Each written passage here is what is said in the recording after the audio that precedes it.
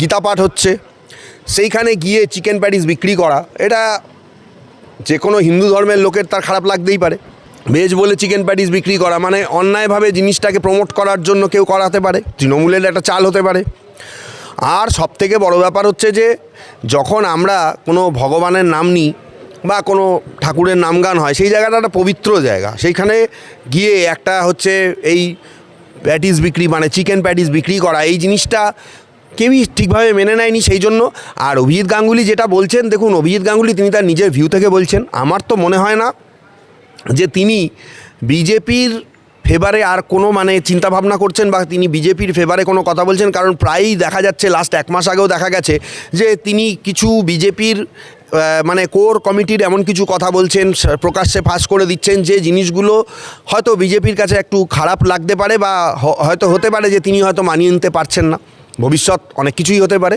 এখানে কিন্তু আমি জানি না বিজেপির কার কী প্রতিক্রিয়া হবে, কারণ শুভেন্দু অধিকারী তো অলরেডি তাদেরকে মানে বলা যেতে পারে সার্টিফিকেট দিয়ে দিয়েছিল, যারা ওখানে গীতা পাঠ করতে এসেছিল বা অন্যান্য যারা রয়েছে তারাও এটাকে সাপোর্ট করেছিল। কিন্তু অভিজিৎ গাঙ্গুলি বলার পরে আজকে বিজেপির কি তাহলে নিজেদের মধ্যে গণ্ডগোল লাগবে, তাকে কি সাসপেন্ড করা হবে, সেটা আমরা দেখব ভবিষ্যতে কি হয়। কারণ অভিজিৎ গাঙ্গুলির কখনোই আমার মনে হয় না যে শুভেন্দু অধিকারীর কোনো কাজকর্মে বা শুভেন্দু অধিকারীর কোনো অ্যাক্টিভিটিসে অভিজিৎ গাঙ্গুলি পরবর্তীকালে সেই জিনিসটাকে সমর্থন করেছেন। অ্যাকচুয়ালি আমার যেটা মনে হয়, যেটা আমার ব্যক্তিগতভাবে আমি পরিষ্কারভাবেই বলতে চাই, আমি জানি না ভেতরের কি ব্যাপার, কিন্তু আমার পরিষ্কারভাবেই একটা জিনিস মনে হয় যে একজন বিচারপতি, তার তখনও চাকরি ছিল, তিনি শুধুমাত্র তিনি এমপি হবেন বলে তাকে কিন্তু বিচারপতির সিট থেকে তাকে সরাসরি যে নিয়ে যাওয়া হয়েছিল ভোটে লড়তে, এটা ব্যাপারটা এর মধ্যেই সীমাবদ্ধ ছিল, এটা মনে হয় না। তখন যেভাবে শুভেন্দু অধিকারীকে অভিজিৎ গাঙ্গুলি ব্যাক করেছিলেন, এটা মনে হতো যে তাকে একটা মন্ত্রিত্ব দেওয়া হবে। আমার মনে হয় কোনো পার্সোনাল গ্রাজও হতে পারে, কারণ হচ্ছে যে সেই মন্ত্রিত্বটা কিন্তু অভিজিৎ গাঙ্গুলির হাতে এখনও পর্যন্ত কোনো মন্ত্রিত্ব আমরা দেখতে পাইনি। একজন বিচারপতি, তার সঙ্গে এই ধরনের মানে শুধুমাত্র তিনি ভোটে দাঁড়াবেন বলে তিনি তার মেয়াদের 4 মাস আগে ছেড়ে দিয়ে চলে এলেন, এটা আমার ভাবতে যথেষ্টই খারাপ লাগছে। মানে ধর্মীয় ভাবাবেগে আঘাত বিচারপতি অবশ্যই জানেন, কিন্তু বিচারপতি কেন এই মন্তব্য করছেন, তিনি তার নিজের অ্যাঙ্গেল থেকে মন্তব্য করেছেন। তিনি হয়তো ব্যাপারটাকে ঠিক মতনভাবে নিতে পারছেন না, সেই জন্য তিনি হয়তো এই মন্তব্যটা করেছেন।